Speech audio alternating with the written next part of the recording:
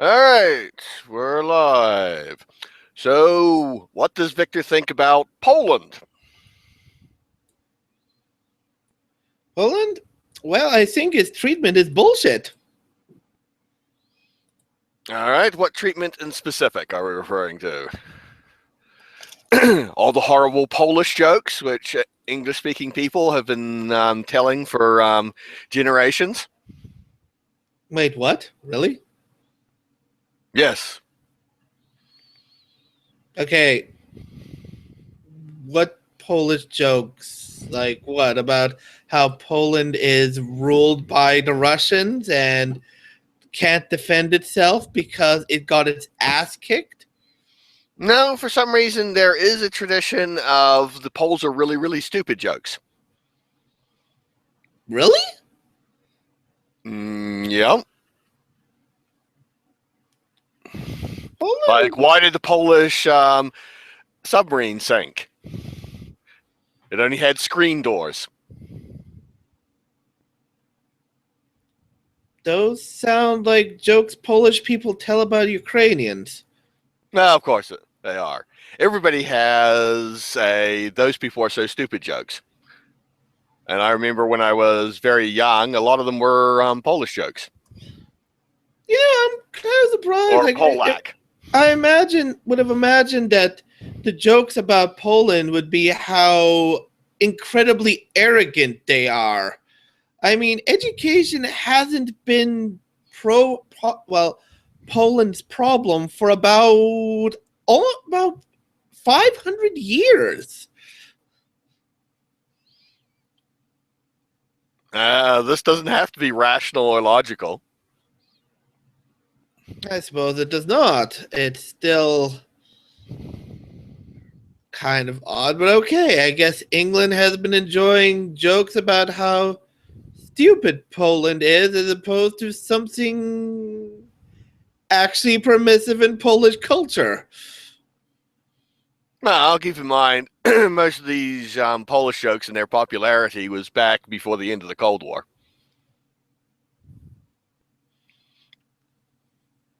Again, Poland's been pretty well educated for Once 500 again, years. I'm not talking about the validity of the jokes as social commentary. All right, all right. Really weird though. But okay, yes, I guess everyone has irrational jokes about each other. The Canadians like to talk about how stupid the Americans are, when, as far as I can tell, most Americans are about as knowledgeable in the world as most Canadians. Well, as I said, everybody has to have their jokes, and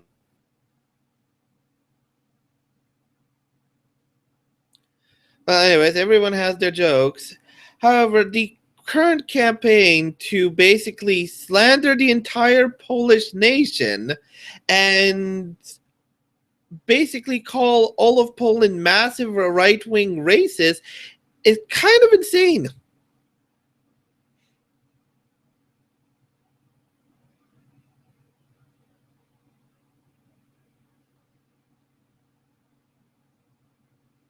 Hello? Ian, are you there? Hello? I'm not getting anything on my end. Hello?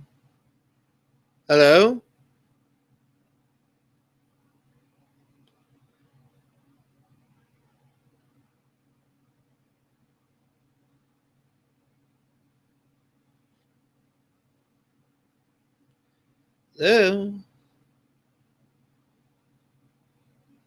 Hello?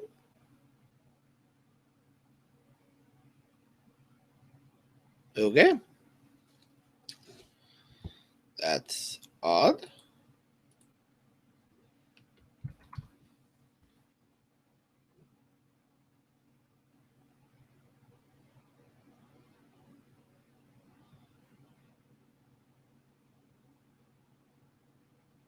Huh.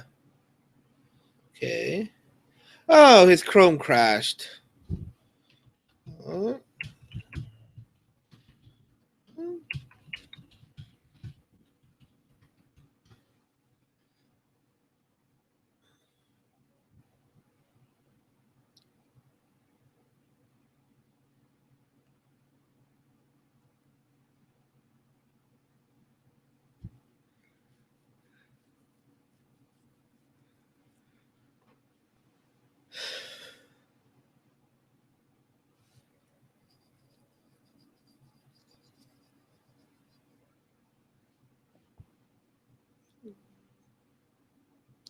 So his Chrome has crashed. Yeah.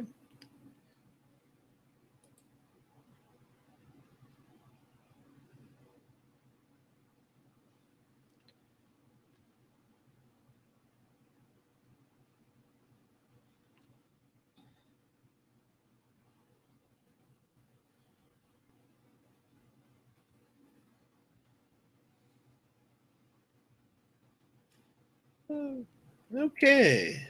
Okay.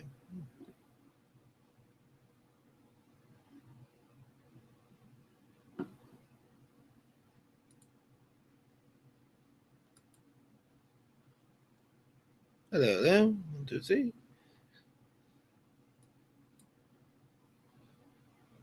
Hello. 1, 2, 3, 4, 5, 6.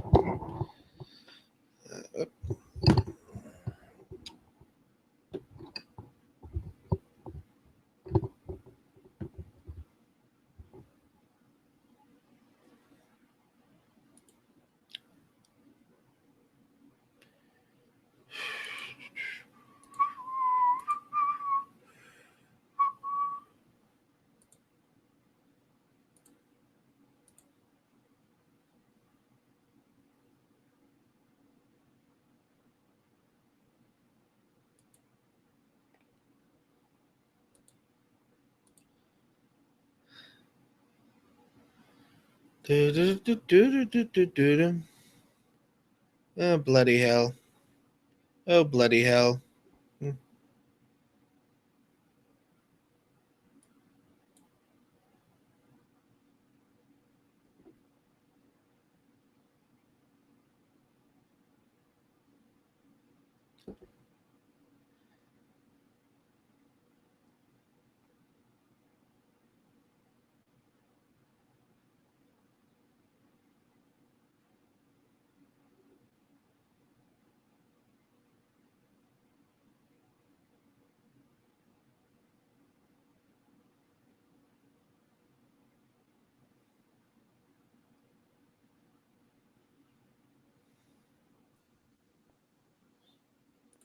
Hello. Hello again. Hello.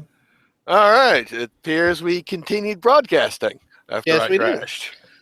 All right. Well, hopefully that wasn't all dead air. Well, I didn't really have much to say. I kind of so people. Oh, the Polish joke things. Well, while my Chrome was crashed, I did have time to do a little research on Polish jokes. And other than their resurgence in the 1990s in Germany, mainly, where which is largely in reaction to, well, having more and more contact with Polish people who were desperate to get into the rest of Europe. Polish jokes apparently actually originated, well, obviously in places like Silesia and Germany, which were next to Poland, but then were picked up by the Nazis and encouraged to make people feel like Poles were of, well, subhuman intelligence. And then apparently spread over to the United States mainly, where the Polak joke became rather popular. And there is some degree of evidence that actually that Soviet sympathizers and leftists in Hollywoods continued the practice after World War II was over to encourage the idea that the Poles were not something that the Americans should be concerned about, as they're all too stupid. Okay, really? Yes, really. In fact, there's a whole Polish society which has put an article up about how the continuation of the Polak joke in the United States, where it was most popular, not in England so much, but in the US, was actually an effort of Soviet propaganda. Now, I'm not sure how entirely true that is, But it does appear that Hollywood and the comedians of the 60s and 70s did, in fact, use an awful lot of Polak jokes in their material and movies. So much that the Polish government in the 1970s actually complained to the American government to try and get them to cut it out. So you got kicked around by the Nazis, then you got kicked around by the Soviets, and apparently there was a campaign by some people in Hollywood, possibly Soviet sympathizers or just left-wingers who were taken in, to continue the stereotype of Polish people as inherently morons. So probably one of the most educated countries in Eastern Europe, if not all of Europe, was constantly derided as stupid, part to help justify its extermination by the Nazis, and that the Americans shouldn't give a crap about it while it was under Soviet occupation. No, the Nazis didn't exterminate it. They exterminated certain segments of the Polish society. Tried. They just wanted to get everyone to believe, especially their own people, because it was mainly actually an internal propaganda effort of the Nazis as opposed to the external effort of the Soviets, that the Poles were in need of conquering and protection for their own good because they were too stupid to run their own affairs.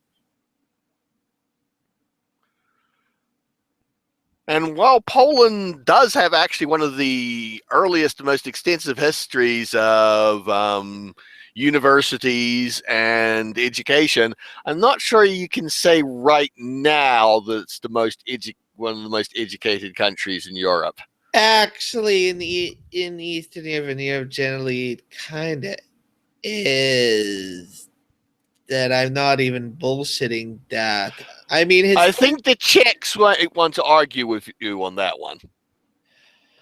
All right, the Czechs can argue, and there's probably a good argument, but then you get into the education debates, because Czechoslovakia, Poland, and actually, I hate to admit it, but Hungary under Viktor Orban have largely kept to having a really strong education system, whereas a bunch of other countries have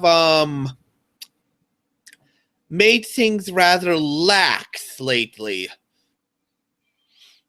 But yes, I have to admit that when growing up, and I am somewhat older than you, and I mainly found out about these in New Zealand, where they weren't immensely popular, but my American father definitely knew about Polak jokes. That it was a little surprising that Poland was the subject of ridicule, and more precisely, immigrant Polish people were the subject of ridicule. Yeah. I mean, like most children, I didn't really understand the implications, since, well, really, at that point, I don't think I'd actually met any Polish people.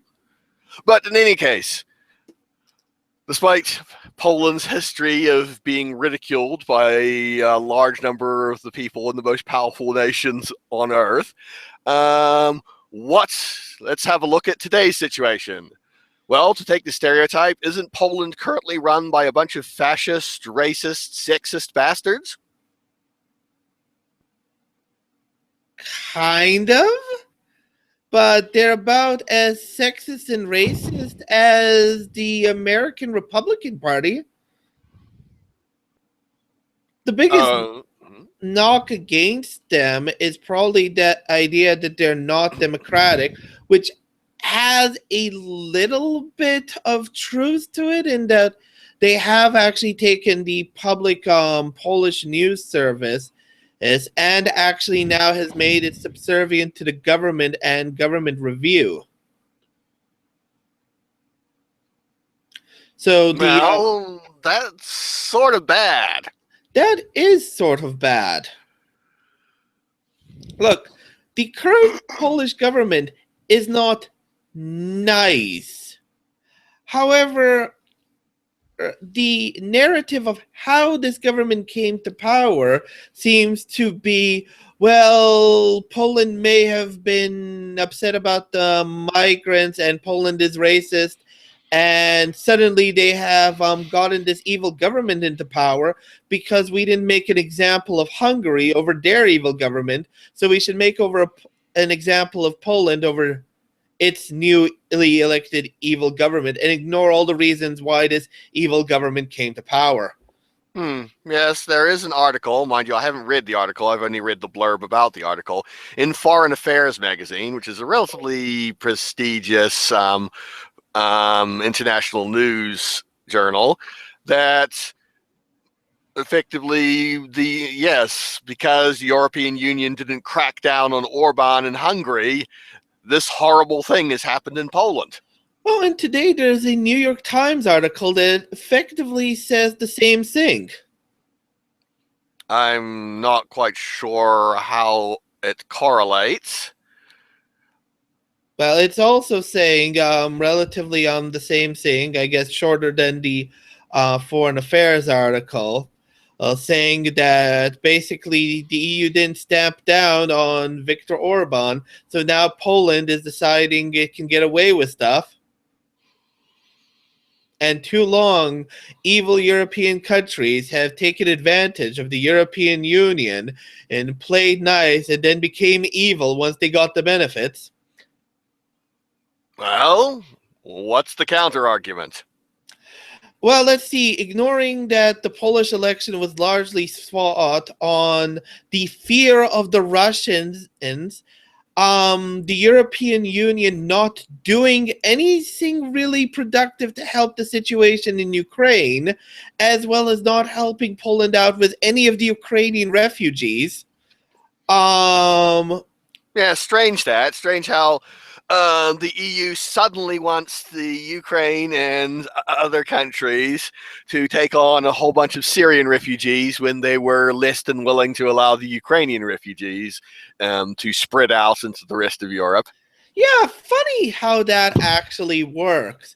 Now, granted, the amount of Ukrainian refugees was not a huge amount like the Syrian refugees, but it was a sizable amount of people that needed jobs and places to stay in Poland, and Poland got zero support from the European Union for it.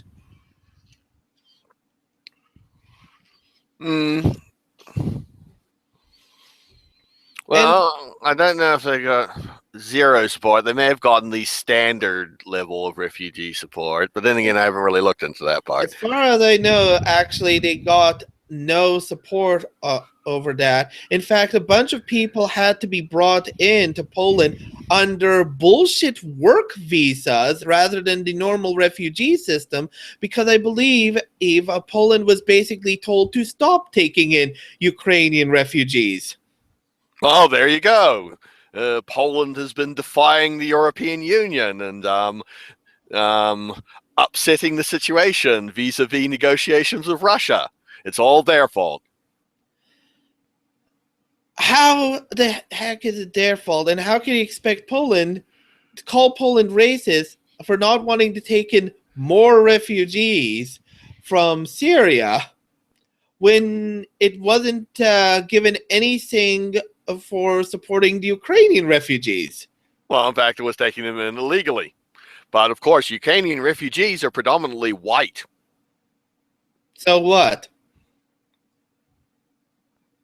Well, the ones from Syria, Iraq, and Afghanistan are Arabs, mostly. So what? Well, not the Afghanistan, but still, they're not white. Yes, but that's a racist argument. I mean, even if you look in terms of so-called privilege, the Ukrainians have suffered an incredible amount in history repeatedly.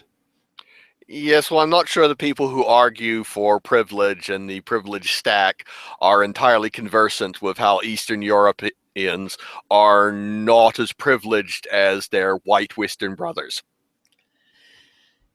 Yeah, and Well, I should say the Ukrainians probably got it worst of all of Eastern Europe. What with the Ukrainian famine, the constant attempts to eliminate their language from the face of the earth, Russia's continued screwing around with their country, attempted assassinations or successful assassinations on their leaders.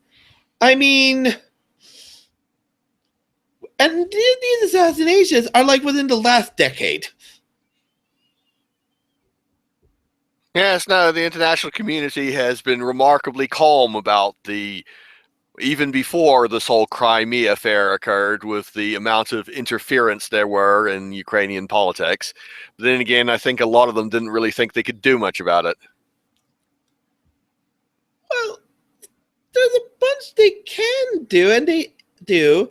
I mean, taking in Ukrainian refugees would be one, helping the Ukrainians rebuild the country, especially after the European Union has effectively pushed Ukraine, or is pushing Ukraine into a settlement with the Russians, or should I say Ukrainian rebels in quotation marks, where Ukraine is going to lose now the eastern part of Ukraine in addition to Crimea. No. They're technically going to keep the eastern portion of Ukraine. They will just effectively grant it full independence inside their country. Full independence inside their country, and basically they want their votes to count towards the Ukrainian elections.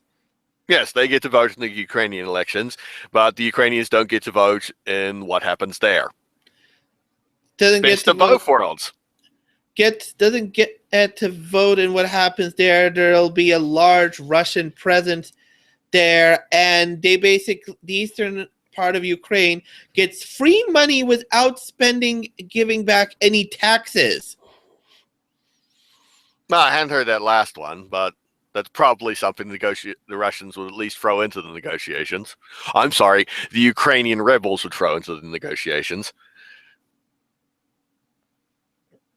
Well, that's the thing. If they're going to just lose the eastern part of Ukraine, they should just lose the eastern part of Ukraine and just move on. Not the thing which gives a license for the Russians to continue to screw around with the Ukrainian government. Well, the Ukrainians are in a pretty bad spot. I mean, nobody's willing to actually militarily intervene to help them. And against the heavily armed Ukrainian rebels, they're not going to win. Look, one thing is true. The Russian economy is crashing. So long as they keep the sanctions and strengthen the sanctions on the Russians. But that's the thing. A bunch of articles have recently come out about how the sanctions aren't doing anything to Russia, and the Europeans should negotiate them away. Yeah, and that's bullshit. Yes, but we're now in another period of détente with the Russians. We need to cooperate with them on the fate of Syria and the Middle East, and we want their help. And they're being oh so nice to us. So now is the time when we should settle matters like this for the cause of international peace. They've placed a massive army in Syria to defend Bashar al-Assad, and they're looking to sweep across large tracts of Syria, destroying both secular rebels, any kind of Islamic rebels, and the Islamic State in a mass extermination campaign. Well, we have no real evidence of that. So far, all they've done is be dicks with their airstrikes, where they have spent the good portion of their airstrikes just striking at whoever was threatening Assad's position. The forces that they have in Tartarus have not really, well, the ground forces have not moved out of their bases.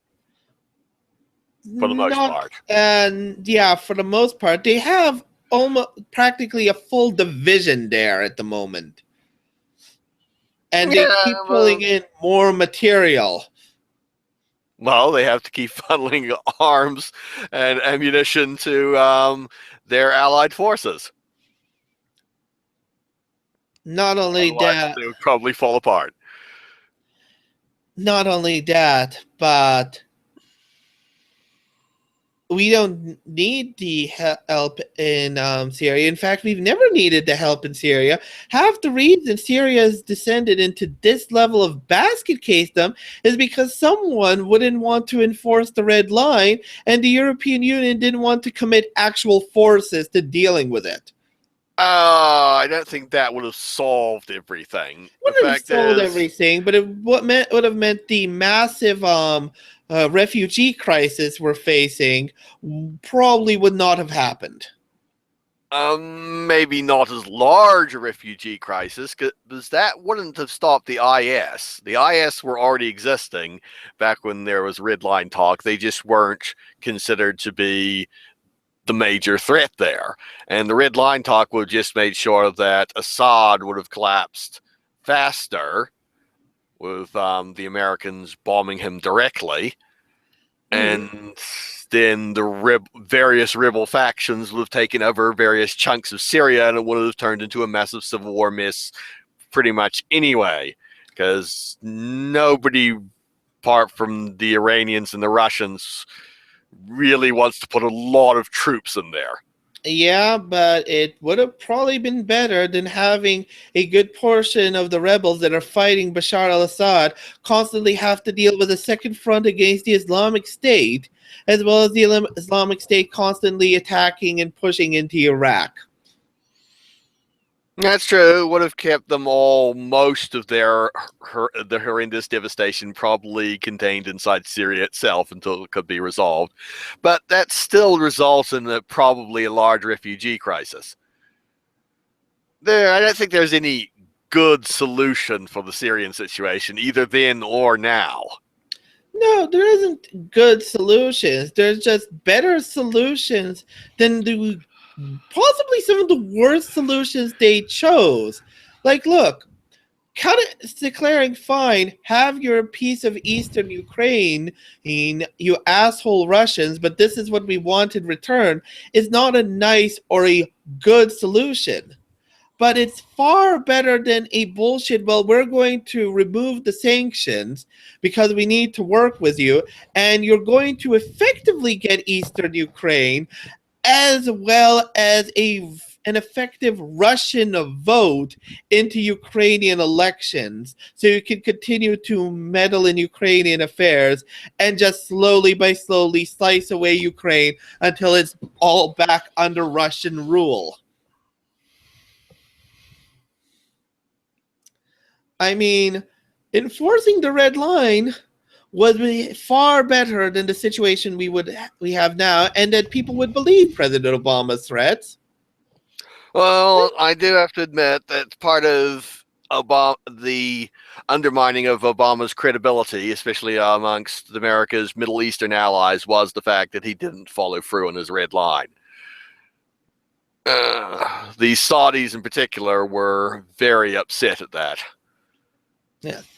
And not only that, but with regards back to Poland, knocking on Poland for being concerned about Ukraine since it's right next to them and their former Russian oppressors rising with a large military, and not to mention just the other points that Poland pointed out in the migrant crisis, where they basically let in millions of people with no checks whatsoever.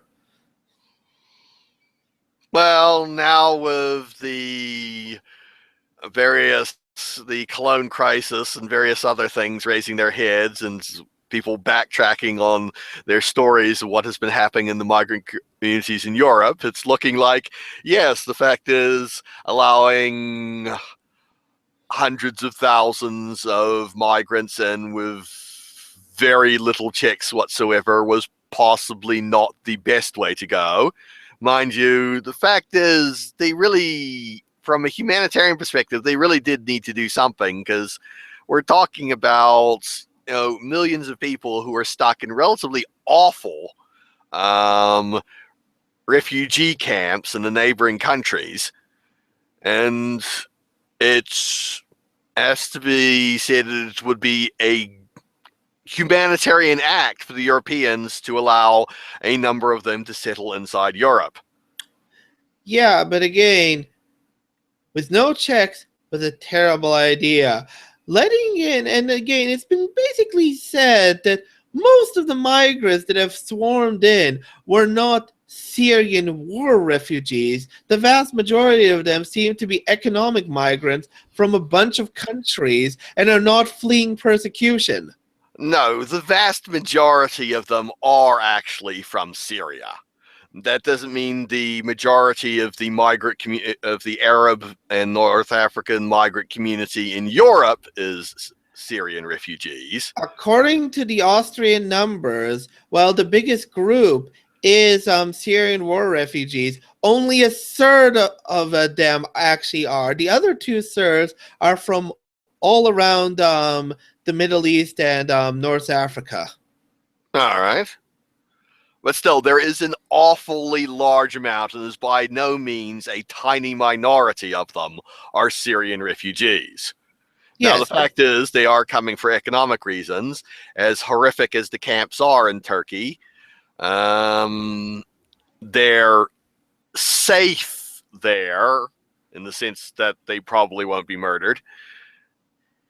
Well, there's the other thing. The other option was in actually greatly improving the quality of the camps in Turkey and knocking on Turkey for their bullshit. Yeah, I'm not sure suppose was it $3-4 billion that they're giving to Turkey to help out with the refugees and for the Turks to employ their Coast Guard to stop them from coming out is going to cause the Turks to do much of anything to help the refugees or stop them from crossing. Yeah. No, Turkey's been getting a free pass on a lot of bullshit they have been pulling in NATO. And if the camps and the money was properly run and spent, this problem also probably would not have happened, or at least been as bad. No, some of it is down to the fact that effectively certain countries in Europe, including the most powerful one, effectively threw their doors open and said, yes, we will take all you refugees. Which, in and of itself, isn't a bad thing, but it did effectively send out the signal that pretty much everyone who wanted to migrate from Europe, who was in the Turkish area, now was the time to go. Yeah, and that the evil nations on the border were trying to enforce, well, the border. And if only we could get past this border, we could get to the wonderful place that is, say, Germany, and be able to get asylum there. Yes, well, given the situation in Syria and the camps, building an actual literal wall across your border with Greece is a bit of a dick move. Yeah, it is, but it's kind of a necessary move in a way. Well, I mean, the vast majority of the refugees don't want to stop in Eastern Europe anyway. They want to go on to the promised land of Germany, Sweden, a few of them on to France and England. Yeah, that's true. At the same time, though, it's still the borders of Europe were supposed to remain secure, and effectively, going back to the Polish part, Poland is basically being blamed for getting scared about the Russians, so they voted in a right-wing government, and being called racist for basically saying opening the borders up is a stupid idea. We don't want to have more refugees in Poland when you didn't accept Ukrainian refugees, or you didn't want us to help us with Ukrainian refugees or the Ukrainian problems. And Poland is constantly getting knocked for this stuff without any context of, maybe if all of these things didn't happen, Poland wouldn't have done this, or maybe this is why Poland did this. No, it's like, It completely ignores everything that happened and just said, well, the Polish people have gone crazy and maybe they've always been this racist and just wanted the benefits of the European Union only for them to return to their authoritarian racist ways. Well, it's even more ironic that most of these articles and other things are coming out at the point when Germany has decided that it needs to control its borders again, and so has Sweden. And both of them have decided that they are going to shut that on any more refugees coming into their country. Yeah, not only that, but it's just, this is kind of the cancer that is destroying Europe, this complete lack of people willing to take responsibility or show responsibility. Like, it's one thing when governments, for political reasons, don't want to take responsibility for the consequences of their actions. Fine, it's bullshit, but at least that's politics. But a bunch of newspapers and commentators have basically been going and agreeing with this and doing things like, well, Poland has a right-wing government we don't like. We're going to blame the Polish people 100% and not even list the circumstances of how this government came to power at all. And also, to be quite frank, exaggerate how bad the government actually is. Well, they did list the reasons that this government came into place. They weren't tough enough on the Hungarians, and the Poles are evil racists. Those are not reasons this government came to power. The reason the government came to power is because of the immense fear of the Russians, the feeling that if Russia invades Poland, the European Union is going to leave it out to dry, like it did the last time in history someone invaded Poland. Well, let's be fair, pretty much every time in history somebody has invaded Poland. Yeah. Not to say that the Poles are saints in the way they treated the countries around them back when they were actually a real power, but the Poles do sort of have an almost historic tradition of being invaded and nobody else giving a crap. Yeah. Oh, let's be fair, though. In fact, Churchill actually did give a crap. And the English did actually put some kind of effort into defending, or at least saying they were going to defend Poland, and being outraged at the horrendous division between the Soviet Union and Nazi Germany. Even the French did actually declare war over the issue. They didn't actually go to war over the issue, but they did declare war over the issue. Let's review here.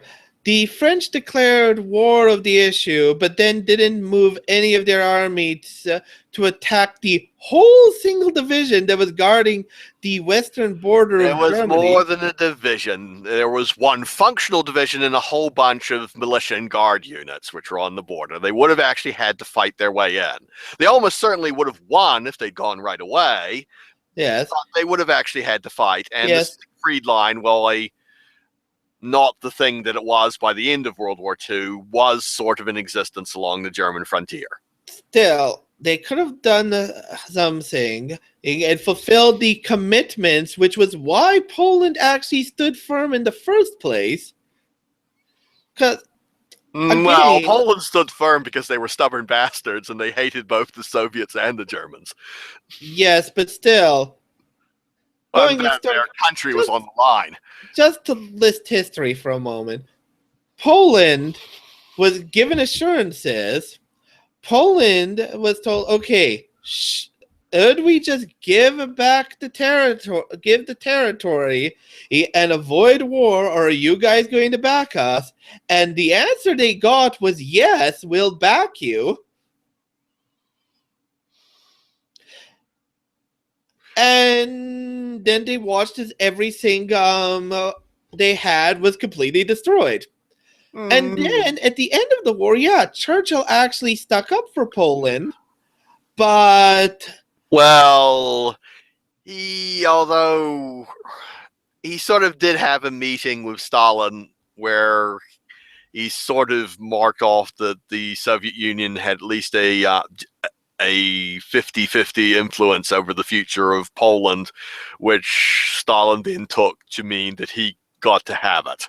Actually, the real thing that did it was the American president at the time. Well, yes. Now, the fact is, Stalin was just willing to push as far as he could, but wasn't that concerned with claiming all of Eastern Europe as his. Churchill was willing to push back, but didn't have the resources to actually push it much back. And there was the point that the American presidents, both of them, both Roosevelt and the fellow that came afterwards, what's his name? Truman. Truman, were more than willing to sign the insane agreements with the Russians and push it and assure that, yeah, of course, these countries are going to be democratic. The Russians say so. Yeah, well, Truman, I mean, had sort of was kept out of the loop in the previous administration because Roosevelt didn't like him. So, and he did realize his mistake and eventually did confront the Soviets over the Korean situation. Yes, but that was when it was already kind of too late. And fine, Truman could get sort of a pass, but Roosevelt basically signed away all of Eastern Europe because he believed the word of Joseph Stalin. Yeah, it was definitely a major failure of reading character there. But Roosevelt always sort of had a soft spot in his heart for communists and had a fair number of them in his administration. Yes. Which was then endlessly harped on by various people to explain everything which went wrong. Yeah, the guy was pretty freaking naive. But still, those were pretty freaking huge betrayals. Not to mention that this whole thing with the Ukrainian crisis was basically started by the European Union wanting Ukraine to join the European Union Economic Zone, giving it assurances that if Russia retaliated, it would back the Ukraine. Oh, yes, no. In many ways, Ukraine was the new Poland, with Europe giving it all sorts of promises and trying to integrate it in, and then abandoning it as soon as any real problem sprang up. Yeah. Well, that's the thing. I mean, when it comes to foreign policy, Western democracies that have existed for long periods of time in peace and prosperity and attempting to just get everybody to get along inside their nation have a naivete when it comes to international politics, which isn't shared by much of the rest of the world. It isn't a naivete about international politics. It's outright betrayal and being a massive dick. No, I believe they believed everything they said. I also believe that they thought that, what can the Russians do about this? It's not like they can send a whole bunch of tanks and troops into Ukraine. Nobody does that sort of thing anymore. Okay, let's review for a moment here, okay? Let's go through the amount of bullshit that they'd have to self-justify to themselves. Look, if we've learned anything about Western Europeans, their ability to bullshit and self-justify what they believe should be true is what is true is very high. Well, let's just go through with it. Let me do this from beginning to end without interruption here. First, they try and push the Ukrainians to join the European Union, and rather than the bullshit economic union the Russians pushing. The Russians did actually announce how displeased they would be over this, and effectively offered the Ukrainians a massive amount of money and bribes, and pushed the Ukrainian government to no sign with the Russian economic pact, causing the Ukrainian people to finally have enough, rebel, overthrow their government and say, yes, we want to join the European Union. You guys offered us your support and protection, and we want to do this. We want to break out of the Russian sphere of influence. The European Union then gave their support while a bunch of media outlets tried to claim that, in fact, the Ukrainian rebels who overthrew the government were, in fact, Nazis. This was not backed up by anything in reality other than a few members of the rebels were actual Nazis, but the vast majority just wanted to break away from Russian influence. But okay, the Russians then take Crimea back, something that they had already signed away of in exchange for Ukrainians' nuclear weapons at the end of the Cold War. Something Ukrainians were probably regretting about and are probably now trying to reacquire nuclear weapons as we speak. And the European Union effectively pushed the Ukrainians to accepting this deal to give up Crimea,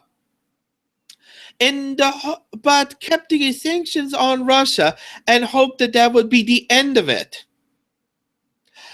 Then the Russians managed to invade eastern Ukraine under the claim that it is actually rebels, thus basically breaking the agreement they made over Crimea, saying that this is all we're going to take and that'll be the end of it.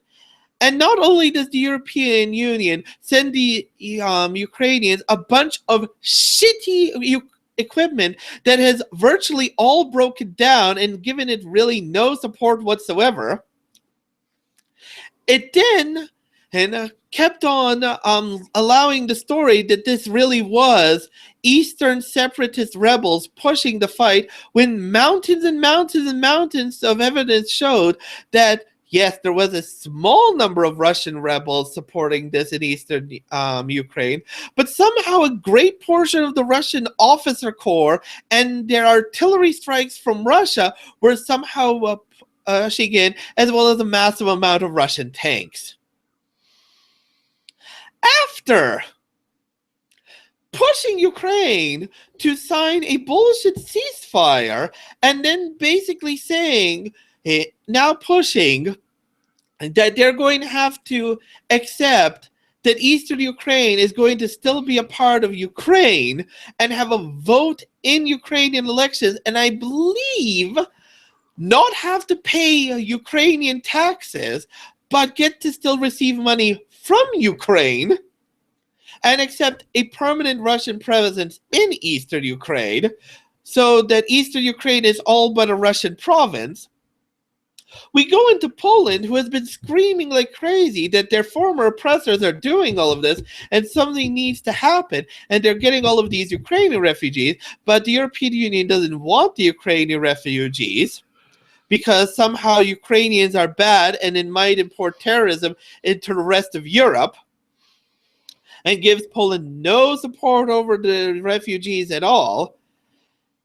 Then proceed to open the borders completely and let a whole bunch of migrants from the Middle East into Europe with no checks whatsoever.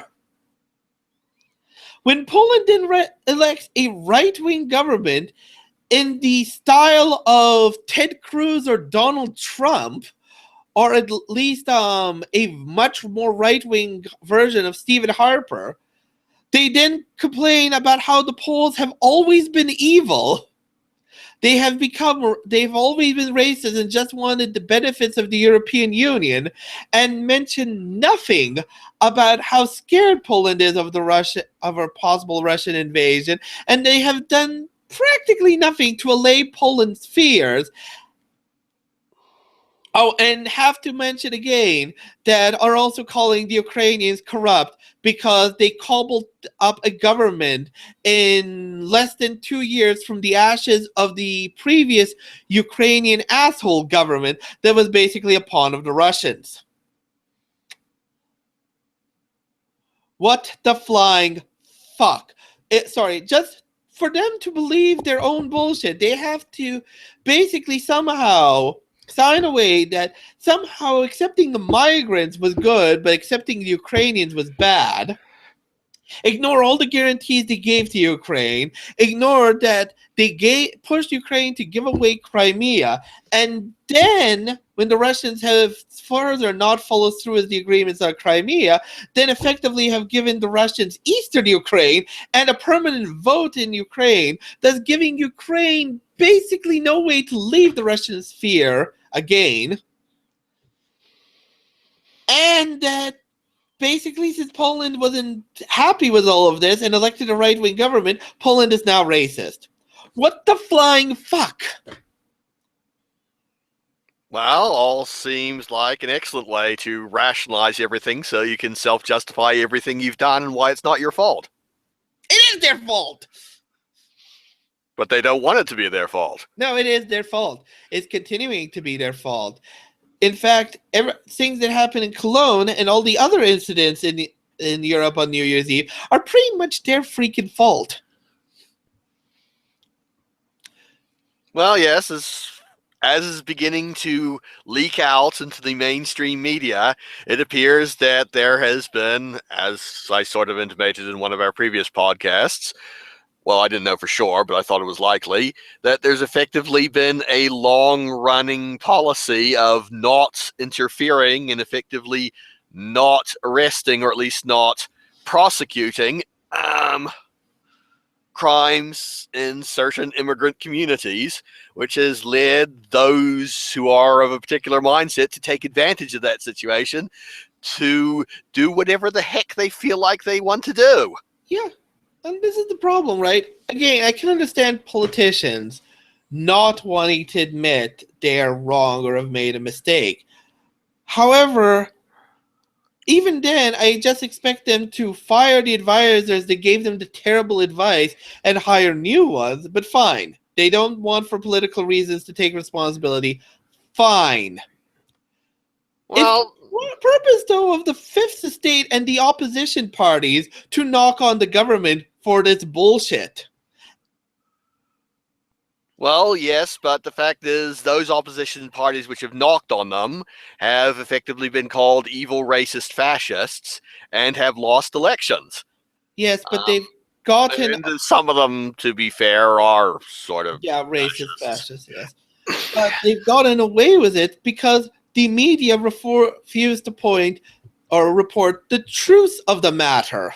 No, I mean, in many ways, this is, while a failure of the governments themselves, most prominently a failure of the Fifth Estate. The journalists just haven't bothered to report the truth to the people so the people can react to it, for fear that the people would have the wrong reaction, which I'm sure some of them would have what would be considered the wrong reaction. But they're going to have an even bigger reaction now. Yeah, I mean, we're seeing the reaction happening. Poland has put in a very right-wing government. A lot of other countries people are now looking at right-wing parties a lot more than they were before. Vigilante groups have started up in Cologne and other parts of Europe now, and are somewhat justified in their actions. No, like, this is coming to bite them in the ass with a vengeance. Well, the fact is something needs to be done in places like Cologne. Preferably, you just get a whole bunch more police officers in there and you start patrolling certain communities that you weren't patrolling before. Fact is, I think the vast majority of those communities, while they might complain about the police, would probably welcome there actually being law enforcement taking an interest in their concerns. Because I'm pretty sure the first victim of all of this criminality has actually been the people in those communities themselves. Probably. No, that. And any of the migrants that basically have performed these acts need to be kicked out of the country. Yeah, no, the fact is, if you have been welcomed into another country, whether as a refugee or simply a migrant from a disadvantaged country, and then you take advantage of that, no matter how awful your situation is there, to go around committing crimes, then yeah, you sort of need to be arrested, jailed, and if possible, sent back to your country of origin. No, but instead, by not doing this and now continuing on with this bullshit train in basically slandering the Poles, and again, Poland, I'm just going to say, is the current government is not a nice government. Polish people, yeah, can be a bit racist. Partly because none of them have actually seen or know what a black person looks like. Oh, come on. Most of them at this point have seen a black person. Yes, they have seen. They almost certainly don't have any friends who are black people, and they probably never worked with a black person. But I'm pretty sure almost all of them have seen one. Yes, they have also seen President Obama, and they watch television. But well, yes, definitely on television. But still, at the same time, fine, they can be a little bit racist, but that is not the reason they're making the decisions they are making. And as this keeps going and this bullshit train keeps forward, it isn't just that a bunch of right-wing governments are going to take over Europe and the political left is going to lose out. A bunch of things that have been worked for are going to be dismantled. The whole European Union is being looked at as being dismantled. Britain might leave the European Union.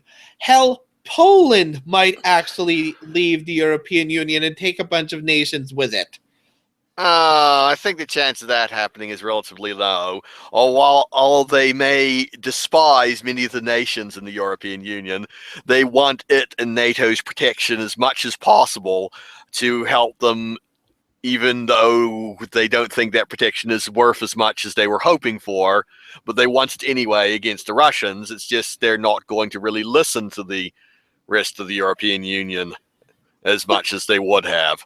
Even then, right, still, a bunch of nations are looking at breaking away from the European Union or scaling back and basically undoing a lot of stuff.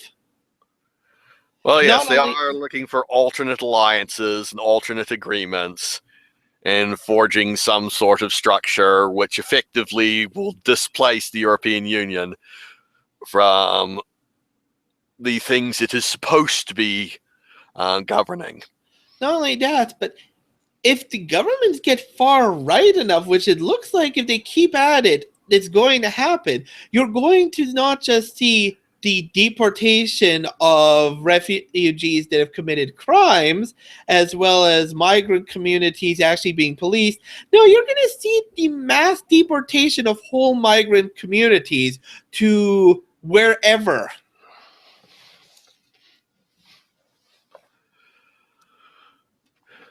Well, yes. And something does actually need to be done, because effectively you've got little pathetic enclaves of migrants sitting around in places like Calais, where they've been effectively been given shipping containers to live in, who are assaulting any trucks and buses which run through the area that they effectively control. Yes. But look, the fact is, they need to impose law and order. The sooner they do it, the better. It's not going to look good. Yeah. But it's better their current, more leftish governments start to take care of the problem now before they end up with various hardcore nationalist parties doing it for them. Yeah. And that's the problem. Instead of doing that, they've effectively decided to keep on with the bullshit train. Like, hell, even with Cologne, it's now been over 2 weeks. No one has been arrested for this yet. Well, there are some reports that a bunch of people were actually arrested on the night, and then apparently they were all let go. Still, they need then to get those people back and charge them. The longer that no one is punished for this, the more bold those assholes will get, and the more ammunition the far hardcore nationalist parties are going to have. No, yes, no, effectively them sitting on their hands and not doing what they need to do. The longer they do it, the more painful it's going to be later for everyone involved, Well, not just them. they're like basically the little kid that told a lie and just created a bigger lie and then a bigger lie and it just kept going on and on and on until the lie got so big that it destroyed a whole bunch of things and it was far worse than had they actually tried to deal with it at any point. They've just kept, that's the thing. They just seem to keep going, hoping somehow everything's going to go away. Well, they probably are hoping everything sort of just goes away. It's not. And that's the thing that a 2-year-old is supposed to think, not an adult, let alone the leaders of Europe.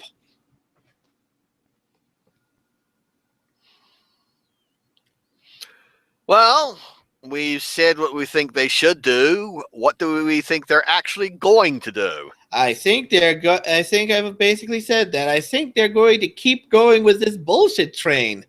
I think they're going to do some minor things like Germany has started putting in border controls and some deportation. But I think ultimately they're just going to try and enforce and keep on the bullshit train. And if anything, try and enforce censorship more. Yes, that is the unfortunate thing. It isn't just the Poles who have effectively, I mean, they've done the more obvious thing of almost nationalizing their press. It's a tendency in the more left-leaning governments to effectively attempt to information control away from the public what is going on has been rather disturbing. Yeah. And the even more disturbing is how much of the press had been going along with it, and some of them still are. Well, that's the thing. Arguably, I don't agree with this again, but the argument is in the Polish case, they did the obvious thing. Free speech and internet free speech is still very much a thing in Poland. The Polish government just made sure that the state and news broadcaster was firmly under their control and would not contradict the government. There's still plenty of other free press able to operate in Poland, much of which that is actually just popular. The real consequences of it is that the government gave itself of a newspaper and basically took down the Chinese wall in it. Yeah, no, the thing is, they've created themselves a propaganda mouthpiece. Yes, they created themselves a propaganda mouthpiece. What the rest of Europe has been doing with things like the right to be forgotten bullshit on Google. Oh, yeah, that was. Actually, I think they're still pushing that. Yes, they are still pushing that. I mean, that's just not reality.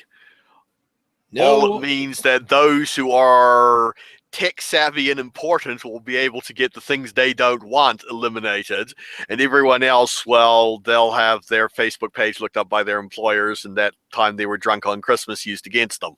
Yes, but that's the thing. The insane strengthening of some of the hate speech laws. Hate speech. I mean, all of this is pretty fucking draconian and terrifying, and virtually none of it has really been criticized. The BBC did criticize the whole bullshit right to be forgotten. Well, somewhat.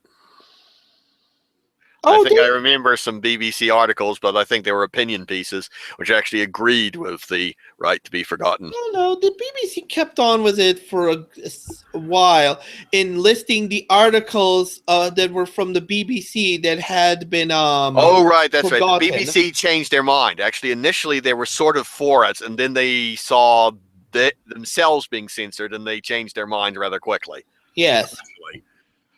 Because, yes, I remember that now.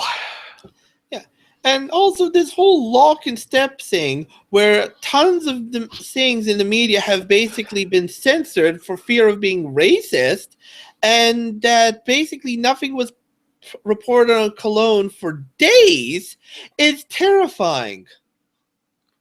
Yeah, well, as we say, we're discovering more and more that effectively, while no incident of this size seems to have occurred before, there were a bunch of incidents like this which had been going on for quite some time. And since, I mean, there's always a certain percentage of any community which is going to take advantage of the situation when they're effectively allowed to do whatever they want. And the more you allow them to do whatever they want, the more they will do it, and the more other borderline people will see them getting away with doing this and think, if they're going to just let them do that, then I'm going to do something.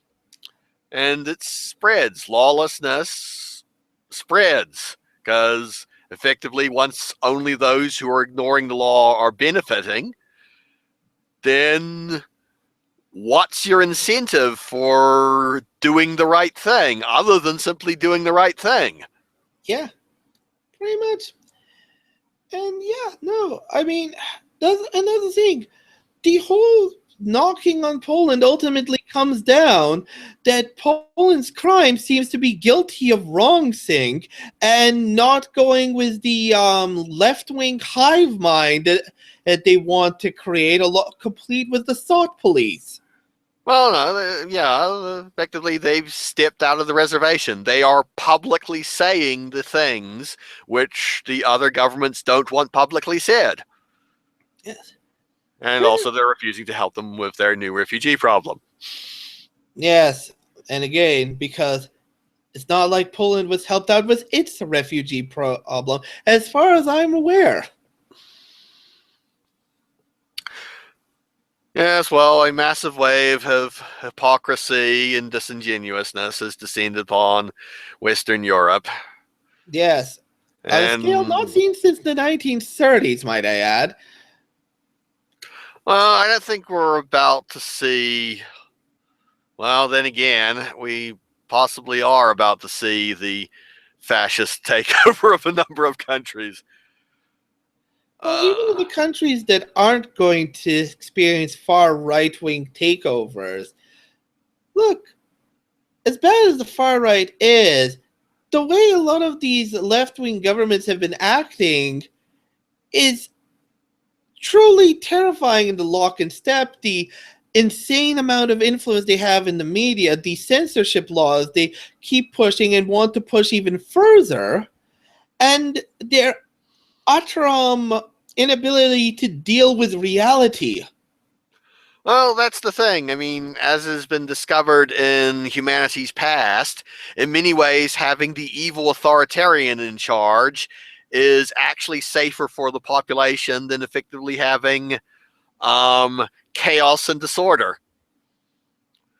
And if the left keeps on going the way it is, then more and more chaos and disorder is going to descend on the nations until they elect somebody who promises to get rid of it.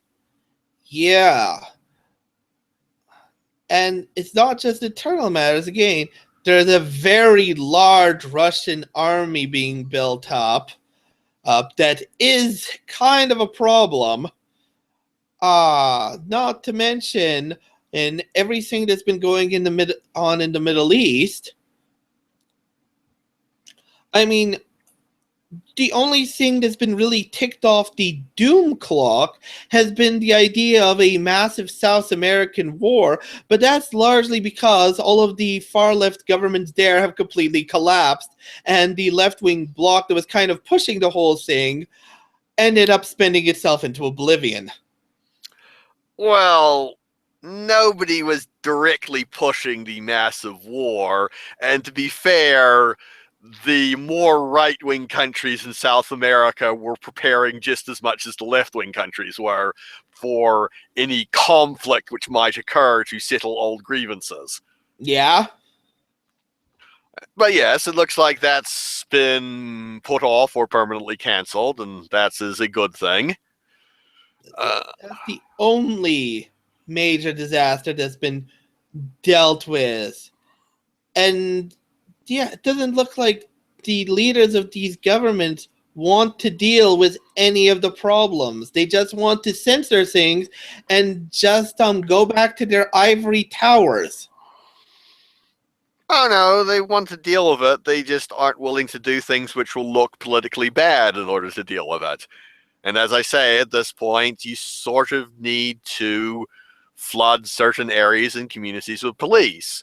You don't need to go around beating up the immigrants or kicking them all out, but you do need to reestablish the expectation of law and order in parts of your country. Yes, but unfortunately, at least I don't think they're going to do that. Heck, I'm pretty sure the large number, especially of the actual refugees, they will likely welcome it. Of given the opportunity, will actually cooperate with the authorities to deal with the disruptive element inside their community, if only to stop the Europeans from being scared of them and possibly kicking them out under a right-wing government. Yeah, they probably would, but, well, they don't want to do it, and I'm running out of time. I really should get going. A large portion of it is that a bunch of these governments are just freaking racist. Well, how do you mean racist? All right. If we look at the arguments with Cologne, for example, and for that matter, just with Ukrainians too, with Cologne, it's basically, if you hear a lot of the arguments, especially, let's go with the German mayor. Her argument, and then she clarified it, was basically, first she said, well, to avoid being raped, women should stay at arm's length away from strange men. And do all these things and dress a certain way so they will not be raped. She was dragged over the coals for it. And then she clarified it as to mean that, well, girls shouldn't do this with Muslim men. And when they might be in their presence. And that the women in these carnivals have the habit of kissing people on the cheek, and that these Muslim men may not know what this means, and because Muslims are not that bright or are just evil, they'll then take this as a signal to go rape people.